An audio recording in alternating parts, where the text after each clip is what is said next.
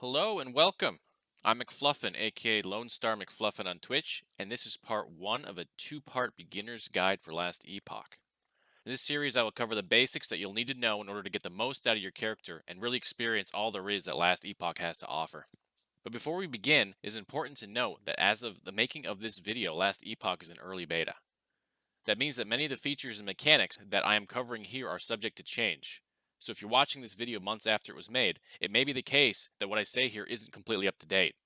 However, I expect that this general overview should still prove valuable in giving a new player a head start on their Last Epoch experience. Let's begin by discussing what Last Epoch is. Last Epoch is an isometric ARPG. This means that it's an action RPG or role-playing game with a camera that is always facing top down, giving the player a bird's eye view of their character in the battlefield.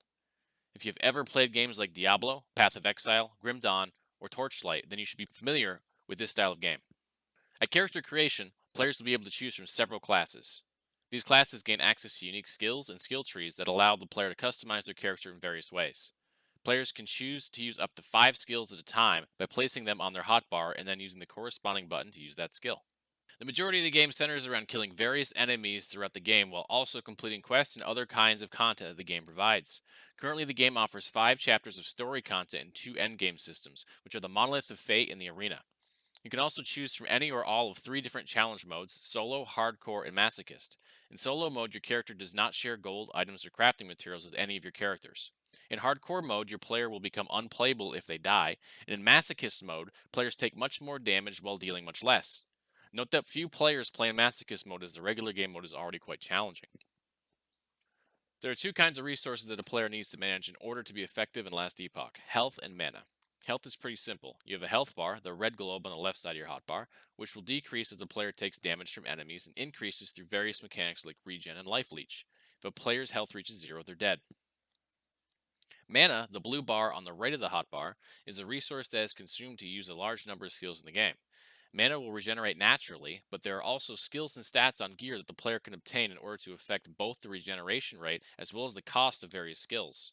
When the mana bar dips below 0, the player cannot use a mana costing skill again until their mana is back above 0. Like most games in the genre, Last Epoch focuses on character customization through skill trees and gear that can either drop from enemies in chests or be crafted by the player. Both the skill trees and the gear mechanics in Last Epoch are extensive, and we'll be covering the skill trees later in this guide while covering the gear and crafting in the second part of this video series. There are 2 types of classes in Last Epoch: base classes, which can also be considered starter classes, and mastery classes, which are classes that your character can ascend into from the base classes. Ascendancy will be covered in more detail in the skill tree section. At game release, each base class will have 3 mastery classes into which it can ascend to, but currently some of these mastery classes are not implemented, and I'll make note when this is the case. There's also 1 base class that is currently not implemented: the Rogue. At release, the Rogue will have the Falconer, the Marksman, and the Blade Dancer mastery classes, but since this class is not currently in the game, we will not be covering it here. Now on to the classes which are in the game. Currently, the 4 base classes are Sentinel, Primalist, Mage, and Acolyte. I'm going to give a broad overview of how these classes and their mastery classes generally play to give the viewer an idea of what classes might fit their playstyle. However, it is important to understand that classes in Last Epoch are highly flexible, and no short video summary could ever do them justice. Many players have made builds for these classes that are very different from how I'm describing them here, so my advice for the viewer is to take these summaries with a grain of salt and experiment with classes that interest you to find out what they can really do. Sentinel is a melee DPS class that fits the warrior archetype. The Sentinel can ascend into the Forge Guard, Void Knight, and Paladin mastery classes. Forge Guard is largely built around throwing damage, fire damage, physical damage, and blocking. Void Knight excels at void and physical damage while also offering several skills that can affect time. Paladin focuses on fire damage, physical damage, and healing. The Primalist is a class themed around nature and pets. The Beastmaster, Shaman, and Druid Ascendancy classes fall under the Primalist umbrella. Beastmaster is heavily focused on controlling and taking advantage of pets, including bears, scorpions, and wolves. However, note that all 3 Primalist Ascendancies can use pets, and some pets are even exclusive to other Ascendancies. Beastmaster is also a class that thrives on poison builds.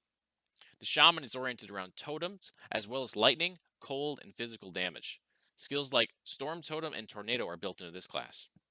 The Druid revolves around shapeshifting, with the option of turning into either a werebear or a Spriggan. The Spriggan pet is also found within this Ascendancy class. The Mage is a class that focuses on the elements, specifically cold, lightning, and fire. It currently has two Ascendancy classes, Sorcerer and Spellblade, with Rune Master not yet implemented. Sorcerer is your typical caster mage archetype, largely focused on ranged attacks or large AoE novas. The Meteor and Black Hole skills can be found here. Spellblade is a fairly unusual archetype in that it focuses on elemental melee damage or melee weaved in with more traditional mage attacks. Flame Reave is a popular skill for this tree, but is only one of the 5 that it has to offer. Our final base class is the Acolyte. Themed around death, the Acolyte currently offers the Necromancer and Lich Ascendancy classes, with Warlock still in development. The Necromancer is primarily built around raising the dead, offering various skills and skill tree buffs that can allow the player to create a large undead army, and even sacrificing their minions in order to increase their own damage or healing. However, just like with the Primalist, any Ascendancy class in the Acolyte family can raise the dead, given how one chooses to build their character. The Lich offers the player with the opportunity to focus on necrotic and poison damage. Melee builds are popular for this Ascendancy class, although they are far from mandatory. An iconic ability of this class is the ability to transform into a Reaper. Last Epoch is somewhat unusual in that it offers the player two separate sets of skill trees. The passive skill tree is directly linked to your base and mastery class, and because of this, the points you choose to put into the passive tree generally have a more global effect on your character's performance, while the skills and specializations section of your character allows the player to choose up to 5 skills to specialize into. Let's start with a passive tree. This tree can be accessed by either pressing P or clicking on the menu and choosing passives. The tree involves a number of nodes in which the player can assign points, and doing so will make their character stronger in some specific way. For example, placing a point in the mage's elementalist node will cause all elemental damage done by the character to be increased by 7%. Nodes can vary in how many points can be put into them, with higher numbers of assigned points increasing the amount of benefit received from that node. In order to put points in this tree, the player must acquire them through either leveling up, which rewards 1 point per level, or by doing quests throughout the world. There's somewhere around 110 total points the player can acquire if they reach level 100 and complete all of the quests. Upon receiving a point, the player can then choose to assign the point to whichever nodes they have unlocked. Each tree starts at the bottom tier unlocked, and for every 5 points assigned, the next highest tier will unlock.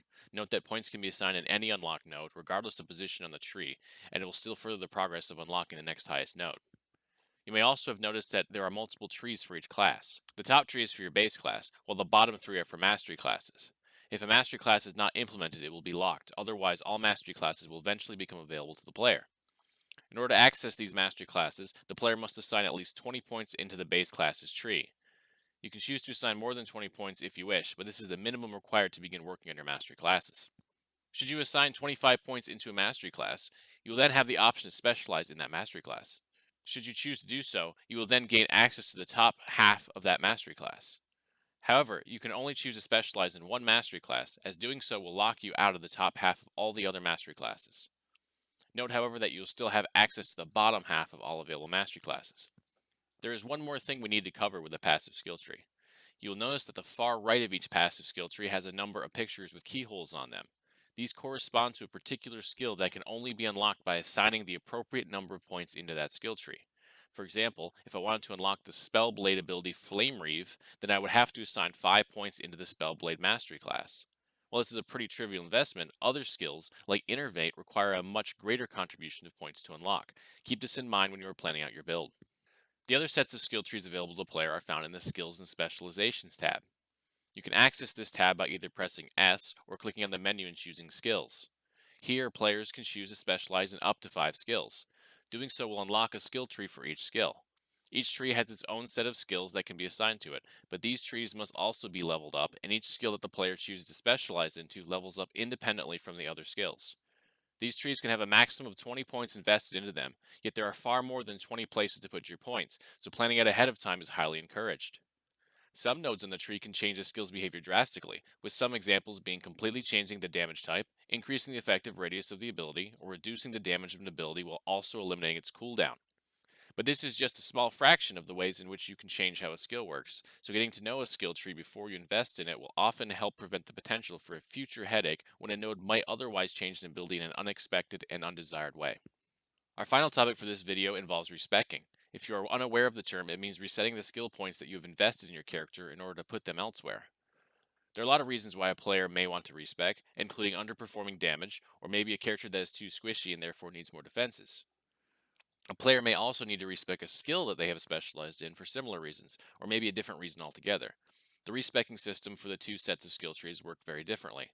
However, it should be noted that the developers for Last Epoch have already announced that they plan on changing the respecking system in the future, so if you're watching this video at a later date, it may be worth checking to see if the change has been implemented. Currently, in order to respec the passive skill tree, the player must be at a town hub and seek out the respec vendor. This vendor can be found by following the icon of a pink head on the minimap. The vendor will allow you to remove points from your passive tree in groups of 1, 5, or 20, with increasing costs for the higher amounts. Note that the last assigned point will be removed first, with the second to last removed next, and so on. Also note that you can choose to respec more than once and or respec more than 20 points at a time, simply by talking to the vendor again and repeating the process. However, the more respecs you do, the more expensive the process will become. There is no such system to partially respec your skill specialization, as the process is all or nothing. Should you choose to respec a skill, you'll need to choose the skill in your Skills and Specializations tab and click on the Despecialize button in the upper left-hand corner. Once completed, the skill will be removed from your specializations, and you'll have to reselect it again if you wish to use the same skill. From there, you'll have to re-level your specialization from level 1. Fortunately, the higher level your character is, the easier this process becomes. However, be careful with skills you choose to respec and when. If the skill is your sole damage dealer, you will find yourself having a much harder time killing enemies until the skill has been leveled up. That concludes part 1 of this beginner's guide to Last Epoch. However, there is still much more to cover in order to truly get the basics down. In part 2, we will cover itemization and crafting, two very important mechanics for the player who wants to get the most out of their character.